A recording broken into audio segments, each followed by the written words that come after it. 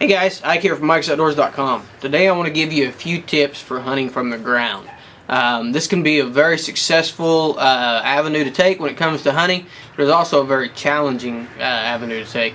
It's very rewarding as well, because if you can take a whitetail from the ground, especially one up close, you're really doing something, and you're really your skills for hunting have to be at their peak to do that.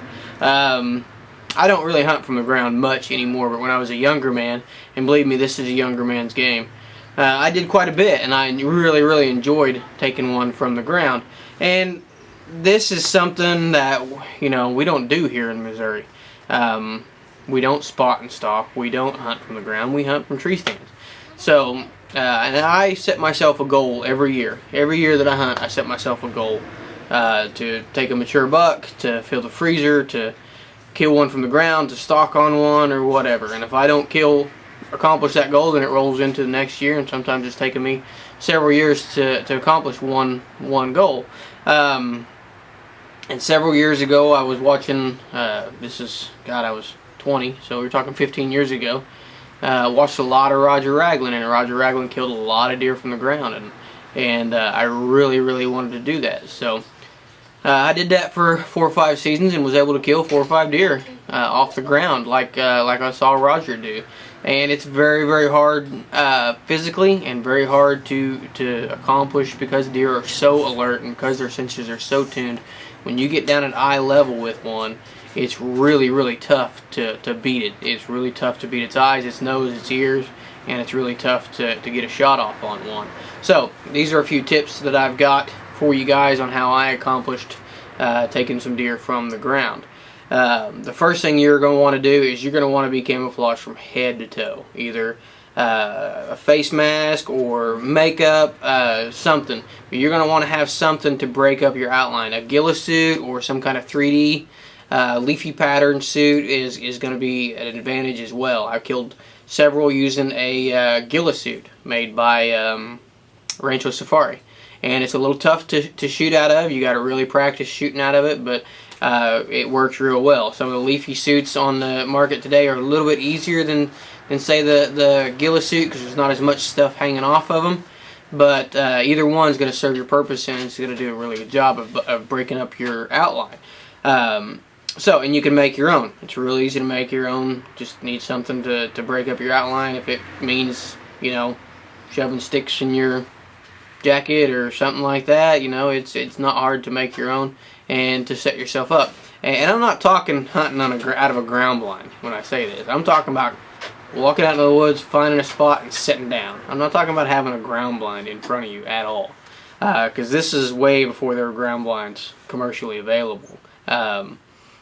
So a ghillie suit or something to break up your outline is going to definitely help. But camouflage from head to toe, whether that means a mask, makeup, or whatever. Gloves, get your hands covered up, because those are going to be moving. So definitely want to have your hands covered up when you're hunting from the ground. Another thing that you want to take into account is the foliage in front and the foliage behind you. Make sure you've got plenty. And this may mean sitting in weeds head high when you're sitting down. But that's what you're going to have to do. You really have to be as covered up as you possibly can. So when we talk about that, you're going to have a bunch of foliage in front of you and a bunch of foliage behind you. And one of the mistakes I made earlier on was cutting too many shooting paths. And there's going to come a time when you're going to just have to let a deer walk because it didn't get into your shooting lane. But when it comes to hunting on the ground, the fewer shooting lanes that you have, the better off you're going to be, the more cover up you're going to be. And the better off, I usually shoot 1 to 2 shooting lanes, and that is just about it. So once you get our shooting lanes cut, I cut 1 or 2 and try to get it on their primary route of travel. Usually I'm 20 yards away from the main trail that I think that they're going to be on. Sometimes more, sometimes 30 yards, but I never try to get any closer than 20 yards. And like I said, I cut 1, usually 1 on my left and 1 on my right, and that's for 1 deer coming and deer going. So I want to try to either catch, if they come from any direction, I can catch them coming and going. So I like to let them walk past me and usually take a quartering away shot, but if I can take a shot with them broadside, I try to take advantage of that, definitely. But that's what I do. I cut 2 shooting lanes, one on each side of the route that I think that deer are going to come. And you know how whitetails are, or whatever game you're chasing off the ground. They're not always going to take the path that you think they're going to take. So there has been times when I've really had to just be patient, and there's times when I've had to watch deer walk away because I had no shooting lane. But if you get too carried away and you cut too many shooting lanes, the deer are going to come in, they're going to see you, and they're going to bust you. So you got to be really careful about what type of shooting lanes and how many you cut. And if you can find some natural ones, that's even better, because that's you know, not going to alert the deer that there's been some changes to their environment. So that's even better. I like to find good fallen down trees. If you can find some fallen down trees, that's a really good spot. You know, usually I can climb right up into a fallen down tree and get up amongst the branches and stuff, and get me a pretty good amount of cover and some pretty good shooting lanes. So when you get in there, it's going to make a little bit of noise, but the best thing to do is when you get in there, get all the foliage. I'll clear the ground about that far, you know, far enough that I can set in and I can move around a little bit without stepping on leaves and branches and things like that. So clear the ground around you, get it down to the dirt. You know, you're gonna make a little bit of noise doing it, but don't worry about it. That kind of noise happens in the woods all the time. So don't worry about the sound of moving a few leaves. That's not gonna affect anything as far as it goes for your hunting that day. So another thing to take into account when you're hunting off the ground, and this is the reason why I say this is a young man's game, is simply because you're going to be spending a lot of time squatting down on your knees, and it's really hard on your knees and your ankles. Now you can sit down on your butt, but I really don't suggest it. I've been caught on my butt before, and when you try to get up on your knees to take a shot, I've been busted.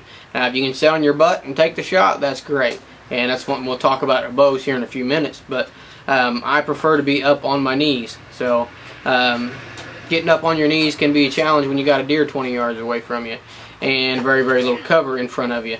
But so I usually sit down on my knees, basically just hunkered down, in a position where I'm ready to shoot. And one of the things I did was I built myself just a small seat out of wood, and it was all, I think it was a foot tall, something like that. Basically I could get down on my knees and I could rest my weight on that little seat, you know, and still have my knees, and I could come up onto my knees very easily without making a whole lot of movement, and I could actually shoot right off of it. So a very, very small seat, and I could put I could squat right down on my knees with my legs extended out behind me, and was not really I can't say it's a position I recommend, but you know, it's a hell of a lot more comfortable than being out there squatting down on your knees and putting your butt on your ankles and stuff like that. And that position can get really, really old really quick. So that's what I did to help me get a little pressure off of my knees